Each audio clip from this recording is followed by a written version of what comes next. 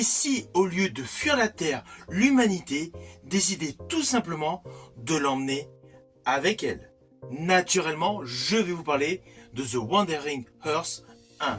La semaine dernière, je vous ai parlé de l'opus 2 sorti en 2023 qui fait office de préquel dans la réalité. C'est pour cela qu'aujourd'hui, je vous présente le premier opus de ce diptyque sorti en 2019. De ce fait, l'histoire s'en retrouve dans son ordre chronologique. Avant d'aller plus loin, n'oubliez pas, si vous n'êtes pas abonné, pensez à le faire, pensez à la petite cloche pour les notifs et surtout pensez à vos commentaires. Let's go!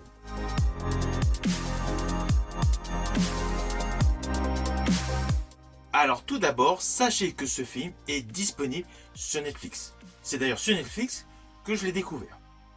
Je tiens à vous préciser une chose concernant The Wandering Earth. Ce n'est pas simplement un nouveau film science-fiction supplémentaire à la pléthore de films attachés à ce registre.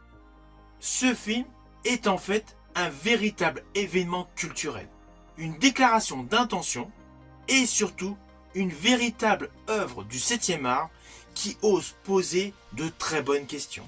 Questions qui semblent de plus en plus probables. Est-ce que l'humanité, pour survivre, doit subir une exode spatiale? Évidemment, dans ce film, par un rattachement à notre planète d'origine. D'ailleurs, dès les premières minutes de ce film, la couleur est annoncée. La Terre n'est pas abandonnée, elle est tout simplement propulsée. Pourquoi? Tout simplement car le Soleil est en train de mourir. Ainsi, l'humanité choisit une solution qui paraît poétique. Transformer la planète entière en vaisseau spatial. Alors oui, c'est un film SF dans un monde dystopique. C'est un petit côté qui paraît étonnant. Mais au fur et à mesure du déroulé de l'histoire, tout est cohérent. C'est ce que j'avais d'ailleurs précisé la semaine dernière lorsque je vous ai parlé du film The Wandering Earth 2. Ainsi, ce film est posé sur une idée simple et à la fois démesurée, qui donne un film SF extrêmement monumental et profondément symbolique.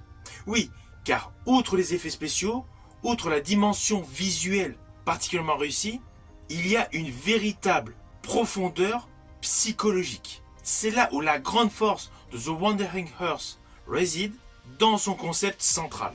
Là où beaucoup de récits de science-fiction occidentaux mis essentiellement sur la colonisation d'autres mondes, celui-ci propose exactement l'inverse. On emmène notre monde ailleurs. Ce choix narratif est tout sauf anodin. Il révèle tout simplement une vision du monde totalement ancrée. Ancrée dans une idée de responsabilité collective. Dans ce film, la Terre n'est pas un décor interchangeable. C'est une mer, c'est une maison, c'est une mémoire. On ne la remplace pas. On fait tout pour la sauver. Alors, à la base, l'histoire de ce film est une adaptation librement inspirée d'une nouvelle de Liu Cixin. Alors, désolé pour la prononciation. On y retrouve ainsi cette science-fiction dite dure, où les lois de la physique, les contraintes techniques et technologiques sont prises au sérieux. Les moteurs planétaires, les cités souterraines, la rotation de la Terre figée, tout est pensé pour donner une cohérence scientifique, crédible, même s'il y a un côté étonnant, imaginaire. À cela s'ajoute une mise en scène gigantesque, maîtrisée, servie par un budget colossal. On va pas se mentir, ce blockbuster chinois joue à jeu égal avec les plus gros blockbusters d'Hollywood. Les moyens sont là et cela se voit à l'écran. Alors j'ai particulièrement aimé la conception visuelle des moteurs terrestres, grands comme des montagnes, qui semblent dégager une puissance mythologique. Les paysages gelés, figés dans la glace, et une nuit éternelle qui crée une atmosphère à la fois sublime et oppressante au cœur de ce film SF. Les villes souterraines, quant à elles, offrent un côté anxiogène. Elles semblent totalement repliées sur elles-mêmes, mais pas vaincues. On pourrait assimiler à cette nouvelle vie de l'humanité telle des fourmis. L'humanité n'est pas résignée. Et ce qui est bien justement avec la mise en scène de ce film, c'est que par moments, les scènes d'action, les scènes de visuel avec beaucoup d'effets spéciaux semblent prendre une pause tout simplement pour nous montrer le décor comme un espace de repos, permettant ainsi aux spectateurs tout simplement d'être en totale immersion. On prend le temps de ressentir tout simplement le poids de la situation. De toute façon, c'est clair, On ne peut pas sauver la Terre à la légère. Ainsi, chaque plan rappelle tout simplement que l'enjeu dépasse les individus.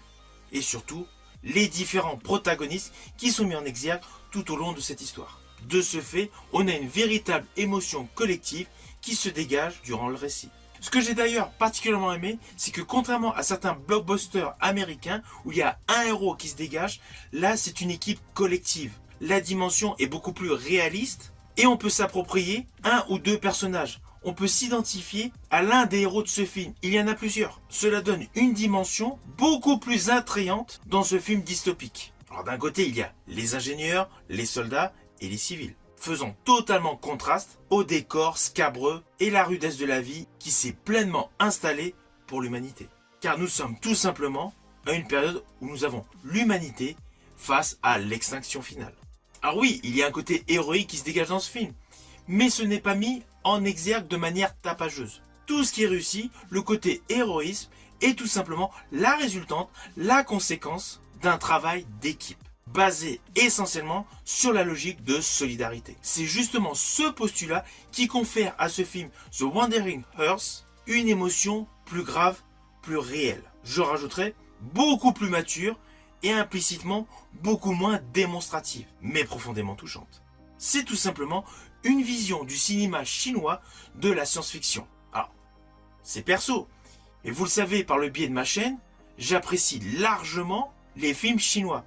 Et je me suis aperçu, et c'est indéniable, que la qualité cinématographique, la qualité visuelle, la qualité du jeu des acteurs a largement augmenté sur les 20 dernières années.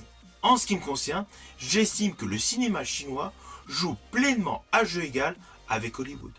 À la différence, c'est qu'ils conservent le postulat interne de leur culture. C'est l'un des aspects passionnants de ce film.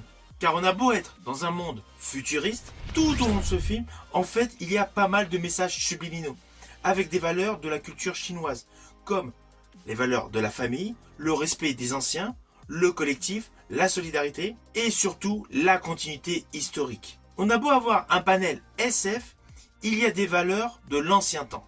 Dans ce film, vous allez remarquer qu'il y a une mise en avant de la coopération, de la hiérarchie fonctionnelle et surtout la transmission. Alors je ne dis pas que c'est forcément mieux que les blockbusters hollywoodiens, mais c'est innovant, c'est rafraîchissant et surtout cela donne une plus-value à ce film et un attrait supplémentaire à le visionner. Et évidemment, le spectaculaire est également mis en exergue. Le film enchaîne les obstacles, les dérives orbitales, les catastrophes naturelles et les décisions impossibles. Car en fait, la menace n'est pas identifiable, seul l'univers et la conséquence de nos actes sont la résultante de ce qui peut nous arriver. Ainsi, ce film parvient à créer une tension constante, du début jusqu'à la fin, sans jamais trahir le concept de base. Alors, je ne dis pas que le film est parfait, il y a des petites imperfections, il y a des scènes qui sont prévisibles, mais c'est une œuvre sincère. Le grand reproche que je ferai, c'est qu'il y a certains personnages qui ne sont pas assez édulcorés. Les lignes scénaristiques ont été légèrement atténuées pour davantage mettre en avant le côté catastrophe inévitable. C'est le petit bémol. Mais cela n'empêche pas que ce film est un très bon film science-fiction. Ceci dit, entre The Wandering Earth 2 et The Wandering Earth 1, j'ai une préférence pour l'opus 2. Je pense qu'au vu du succès du 1, il y a eu davantage de travail sur le corps des textes, des lignes de dialogue, ce qui donne une qualité supérieure à l'opus 2. Et les moyens sont beaucoup plus importants pour le deuxième opus. D'ailleurs, si vous n'avez pas vu ma vidéo la semaine dernière, je vous invite à y faire un tour. Mais bon, ce film The Wandering Earth est tout de même un bon film science-fiction. Malheureusement, beaucoup de gens sont passés à côté. Alors au final, naturellement, c'est un film que je vous invite à découvrir. C'est un excellent film science-fiction chinois, déclencheur d'une nouvelle vague, mêlant catastrophe, effets spéciaux et histoire sérieuse. Une fois que vous aurez vu ce film, n'hésitez surtout pas à revenir sur ma chaîne pour me mettre votre commentaire. Je vous dis à bientôt pour une prochaine vidéo.